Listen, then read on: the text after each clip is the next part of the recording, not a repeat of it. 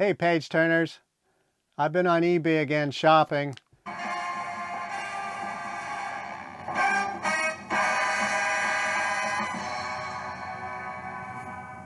Today I want to open up two packages from eBay.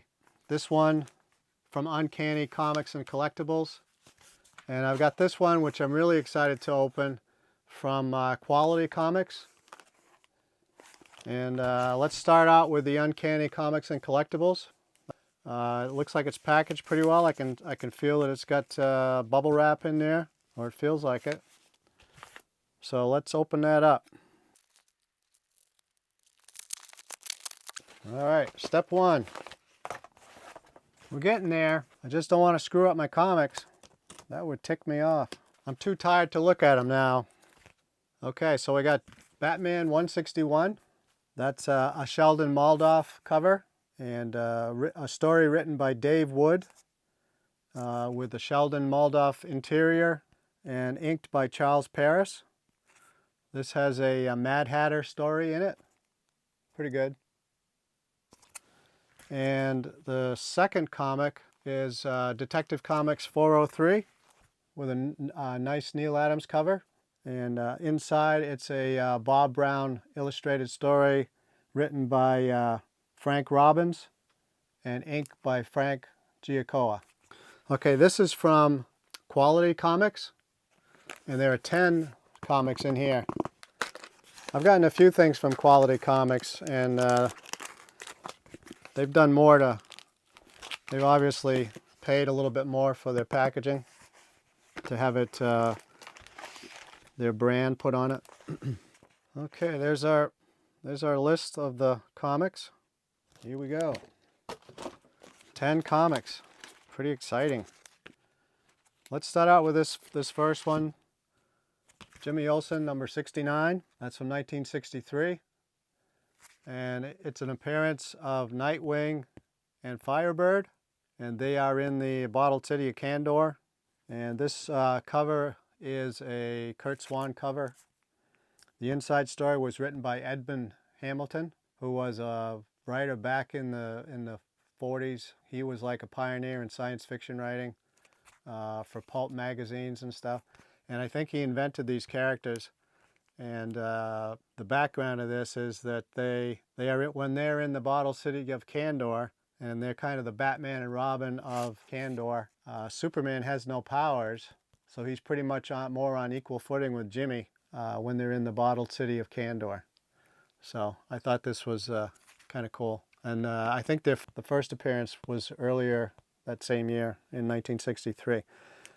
Inside was penciled by Curt Swan, inked by George Klein, and I think George Klein also probably inked the cover. George Klein and Curt Swan did a long run on Adventure Comics and Jimmy Olsen as well. George Klein started back in the 40s. A lot of these guys I'll show today were from the 40s. All right, so that's Jimmy Olsen, number 69. Let's do Detective Comics 302. That's a Sheldon Moldoff cover. Bob Kane, but it's really Sheldon Moldoff. Not sure who the writer was for this particular story. It's got a Batwoman appearance and in pretty good shape. Good reader copy, what I'm interested in pretty much. So that's 302. 319, looks like Batman, the Batman Rushmore. This is a fantastic Dr. No-Face, and this is a story written by Dave Wood. And Charles Paris did the inks. It's a Sheldon Moldoff interior with Charles Paris doing the inks. Number 319. We've got 322, where Batman becomes a genie. Also Sheldon Moldoff. Don't know who did the interior inking or the story, but that's a Batgirl appearance.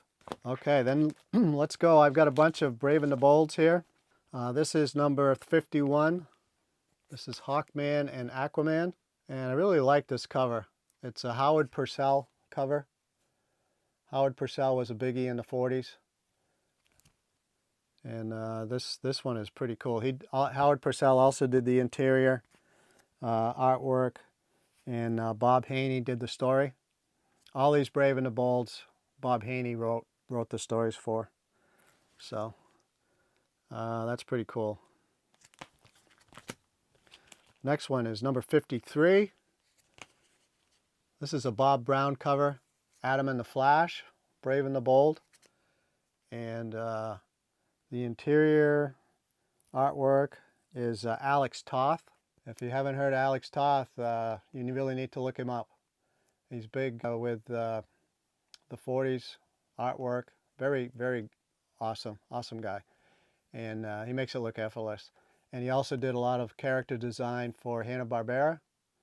If you go back to the 60s cartoon characters like Space Ghost, check out Alex Toth. So that's Adam and the Flash, Brave and the Bold, number 53. And we've got Brave and the Bold, 67. That's a Carmine Infantino cover. This was inked by Charles Paris as well. And Carmine did the interior artwork as well. We've got Brave and the Bold, 72. Spectre and the Flash. This is also Carmine Infantino cover. And Bob Haney, once again, the story. Inked by Charles Quidera on the inside. All right, here we've got a Neal Adams cover. Now we're getting to the latter part of the 60s. And that's when Carmine Infantino had hired Neal Adams, had kind of phased out some of the old artists, which is kind of sad because those seasoned guys from the 40s were really, really very good. But I guess their artwork wasn't for the times. So in the late 60s, Carmine Infantino was, I won't say forced, but it was impressed upon him that he needed to do something to get sales up. So they brought in, one of the good things was bringing in Neal Adams. And so that's a Neal Adams cover, number 75. Batman and the Spectre again. Later on, Batman would be the staple, one of the staple heroes. Every month it was somebody and Batman. This hasn't gotten to that point yet, but we're getting there. Nice cover. All right, here's the last one. Another Neal Adams cover, Batman and Aquaman, number 82. Neal Adams also did the inside of artwork as well, so pretty cool. Looking forward to looking through these. Brave and the Bold seem to have quite a bit of talent.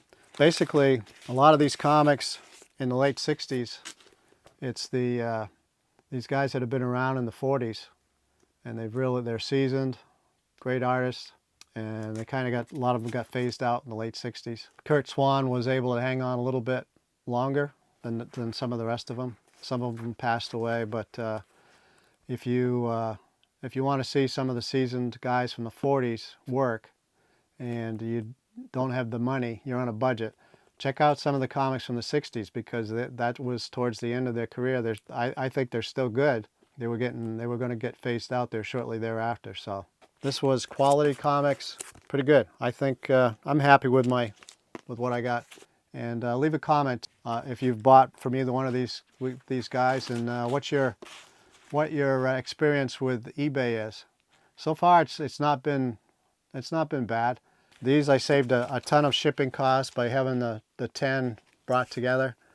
I am trying to order, find guys that have auctions where they've got at least 2 or 3 comics that I like. If I can find more than that, obviously in this case I did, I'll pick them up and save on the shipping. I've noticed it helps to put comics on your watch list, because then you'll get, from the seller you might get some percentage knocked off. They'll make you an offer, 10%. 10% off that comic. What they're putting out on eBay, they'll give you another 10% off just to you. They probably give it to like 4 or 5 people. But put it in, even if you are only on the fence about buying it, put it in your watch list, and then you'll see offers coming in from the sellers. And then if you can pick 2 or 3 comics that seller's got, then you can combine the shipping. And so far it's worked out pretty good for me. So, one thing I want to add, in these 3 detective comics, the backup story was Martian Manhunter, John Jones. Now, when you're a little kid, if you see that, how do you read it? Once you read it, John Johns. Well, for years I John Johns. That's how I read that in my head. Later on, you know, when it showed him in his civilian John Jones detective persona, I said, oh, it finally dawned on me. I'm supposed to be saying that John Jones. As a little kid, it's like, well, if that's John, this must be John's, right? John John's. Anyway, thanks for watching, and I'll catch you later, and take it easy. Hope things are going well for you. Bye-bye.